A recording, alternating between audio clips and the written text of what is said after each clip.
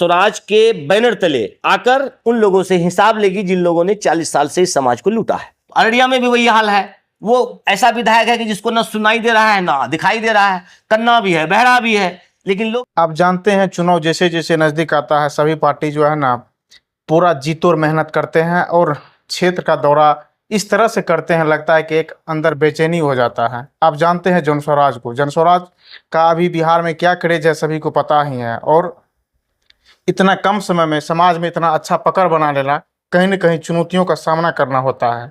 आज हम पूर्णिया जिला में मौजूद हैं और आज जनस्वराज का पूर्णिया जिला में जिला बैठक था और उस बैठक में जिले भर के व्यक्ति पहुंचे थे और अहम बैठक उसको कह सकते हैं। अभी हमारे साथ जोकीहाट के प्रखंड अध्यक्ष है एवं जिला परिषद जी हैं, इनसे हम विभिन्न मुद्दे पर चर्चा करेंगे और आज जो जिला बैठक था किस उद्देश्य से जिला बैठक किया गया और किस उद्देश्य से जिला बैठक किया हुआ सभी बिंदु पे बात करेंगे और जनस्वराज का क्या उद्देश्य है और जनस्वराज समाज के लिए क्या कर सकती है, क्योंकि आप जानते हैं समाज में कोई भी पार्टी को आप सही नहीं कह सकते हैं, क्योंकि चुनाव जीतने के लिए सभी पार्टी अपना अपना अलग अलग झांसा देते हैं।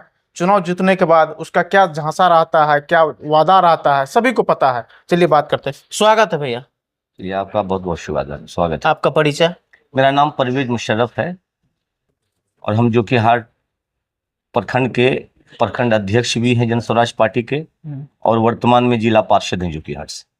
जनस्वराज ज्वाइन किए हैं, क्यों? देखिए, जनस्वराज ज्वाइन करने का मकसद है कि हम जीवन में वोट तो सबको दिए लेकिन आज तक किसी पार्टी को ज्वाइन नहीं किए।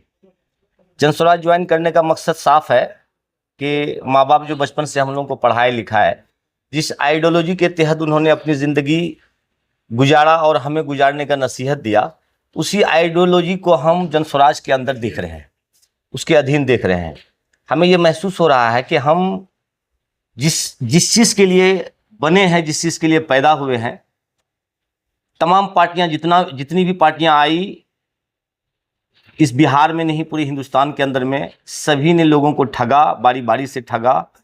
लेकिन जनस्वराज एक ऐसी पार्टी है जो ना तो नेता बनने के लिए आई है ना नेता बनाने के लिए आई है। वो पार्टी एक ऐसी विचारधारा है जो लोग माँ के पेट से इस विचारधारा को लेकर ज़मीन पर आते हैं। तो ये सपना गांधी जी का सपना था। हम लोग किताबों में पढ़ते थे, सुनते थे कि गांधी जी का ऐसा ऐसा सपना है, लेकिन ये सिर्फ किताबों में सीमित रह गया। लेकिन आज विश्व की ये पहली ऐसी पार्टी है जो गांधी जी के आइडियोलॉजी को, गांधी जी के सपना को जमीन पर उतारना चाहती है। इसी चीज़ को देखकर हम जनस्वराज से प्रभावित हुए और जनस्वराज के साथ मिलकर हम काम कर रहे हैं। इससे पहले आपको पता ही होगा बिहार में बहुत पुरानी भी पार्टी है और ब्रांडेड पार्टी भी है, चर्चित पार्टी भी है। किसी भी पार्टी के बारे में जितना तारीफ करेंगे कम पड़ जाएगा, लेकिन उस पार्टी को ज्वाइन नहीं किए, जनस्वराज ज्वाइन किए। जनस्वराज का कौन सा आइडियोलॉजी आपको अच्छा लगा? देखिए, जनस्वराज का आइडियोलॉजी ये था कि जैसे कि आज वर्तमान में जो आपकी पार्टी अभी जो चल रही है बिहार में, बिहार सरकार की जो पार्टी है जेडीयू या भाजपा गठबंधन की पार्टी, उनकी सरकार जो है, आप इनको देख लीजिए उठाकर, किताबों में कुछ लिखा है और ज़मीन पर कुछ है। जैसे एज एग्जाम्पल के तौर पर कि उन्होंने अपनी किताबों में लिख दिया कि बिहार में शराब बंद है, लेकिन ज़मीन पर शराब खुला हुआ है। उन्होंने लिख दिया कि जनप्रतिनिधि को, पंचायत स्तरीय राज का जो भी जनप्रतिनिधि है, उनको 33% सरकार के बजट में से हिस्सेदारी मिलेगा काम करने के लिए। लेकिन आज जमीन पर हम एक जिला पार्षद, हमको पता है कि हमें 3% काम मिल रहा है, 30% काम गायब है। इस तरह से हम क्या बतावें? सरकार ने लिख दिया कि प्रत्येक आदमी को प्रत्येक यूनिट 5 किलो अनाज मिलना चाहिए, लेकिन मिल रहा है 4 किलो। क्या आपको मिल रहा है कि नहीं मिल रहा है? आपका भी राशन कार्ड बना होगा, आपको भी मिल रहा है। तो इन्हीं चीज़ों के भीतर ये पार्टी है कि जो चीज़ किताबों में लिखा है वो ज़मीन पर होना चाहिए। और गांधी जी का आइडियोलॉजी था कि जो आखिरी पंक्ति में जो लोग खड़े हैं उनको सबसे पहले हाथ पकड़कर उठाना है, उनको आगे बढ़ाना है। लेकिन हमारी जो पार्टी आज तक जो चलती आ रही है पूरे हिंदुस्तान में, ये कह तो रही है कि आखिरी पंक्ति से उठाएंगे, लेकिन जब सरकार में आती है तो वो सबसे आगे जो लोग खड़े होते हैं, बलवान लोग, विद्वान लोग, पढ़े लिखे लोग, उनको वो हाथ पकड़ के आगे बढ़ाती है। जिसके वजह से आज ये पूरा देश का जितना भी पार्टियां हैं वो तमाम भ्रष्टाचार में लिप्त है और लोग उनसे नाराज भी चल रहे हैं। लोग मजबूरी में वोट दे रहे हैं। जिस दिन लोगों को विकल्प नजर आ गया बिहार से बाहर के लोगों को, वो करके दिखाएंगे। आप एग्जाम्पल के तौर पे आप दिल्ली देख लीजिए। कि 70 साल तक बीजेपी और कांग्रेस की सरकार थी वहां, लेकिन लोगों ने क्या किया, लोगों को एक विकल्प आया, केजरीवाल के नाम पर एक विकल्प नजर आया और लोगों ने कांग्रेस को हराकर केजरीवाल को जिताया। कोई हिंदू कोई मुसलमान नहीं था, सब भाई भाई होकर अपने बच्चों के लिए, अपने बिहार के स्टेट की तरक्की के लिए उन्होंने केजरीवाल को वोट दिया और तरक्की हुआ। ये आपको चश्मदीद है, नजर के सामने की मिसाल के तौर पर है। उसी तरीके से बिहार में केजरीवाल के ही तर्ज पर, क्योंकि केजरीवाल को भी प्रमोट करने वाला, उसको बुद्धि ज्ञान देने वाला यही प्रशांत जी तो है। जनस्वराज के संस्थापक हैं, जिन्होंने अपने आइडियोलॉजी से, अपनी बुद्धि से अरविंद केजरीवाल का हाथ पकड़कर दिल्ली में मतलब एक ये बनाया, रूपरेखा तैयार किया कि दिल्ली में क्या बदलना है, क्या करने से क्या होगा। उन्होंने जो किया वो करके जमीन पर दिखा दिया। अब लोगों को यकीन हो चला है कि अब प्रशांत किशोर ही एकमात्र विकल्प है पूरे बिहार के अंदर में, जो दिल्ली के तर्ज पर सरकार बनाकर यहाँ के लोगों को लाभान्वित करेंगे। क्या आप लोग को लगता है, जो हम लोग जितना मेहनत कर रहे हैं 3-4 साल से, प्रशांत किशोर जी आपको जो सूत्रधार हैं वो भी मेहनत कर रहे हैं और आप लोग भी मेहनत कर रहे हैं, इसका रंग लाएगी चुनाव में? देखिए, जनता ऊब चुकी है, बिहार की जनता ऊब चुकी है। लोग भाजपा के डर से आरजेडी, आरजेडी के डर से भाजपा, जिंदगी भर यही वोट देते आया। आप अपने इलाके में, इस इलाके में घूमिए और आरजेडी के लोगों से कहिए कि आप बताओ कि जब भी आप मतदान देते हो, क्या आप मोहब्बत और खुशी में अपने कैंडिडेट को आपने एक बार भी मतदान दिया अपने जीवन में? तो वो कहेंगे कि नहीं। क्या करके मतदान दिया आपने, कैसे मतदान दिया? तो वो कहेंगे कि भाजपा को हराना था इसीलिए आरजेडी को वोट दे दिए, उनका कैंडिडेट बड़ा खराब, बड़ा डकैत, बड़ा बेईमान, लेकिन चलो भाई भाजपा को जीतने नहीं देंगे इसलिए इसको वोट देंगे। तो मजबूरी में हम ही को लीजिए, हम कल किसको वोट दे रहे थे? जनस्वराज तो नहीं था जमीन पर, आज आया है जनस्वराज, किसी न किसी को तो वोट तो दिए होंगे हैं? तो वोट जिनको भी दिए हम मजबूर होकर दिए, कभी खुशी से वोट नहीं दिए।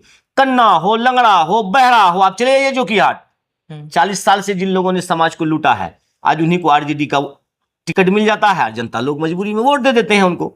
तो अररिया में भी वही हाल है, वो ऐसा विधायक है कि जिसको ना सुनाई दे रहा है ना दिखाई दे रहा है, कन्ना भी है, बहरा भी है, लेकिन लोग क्या कर रहा है कि भाजपा को हराने के लिए उनको वोट दे रहा है।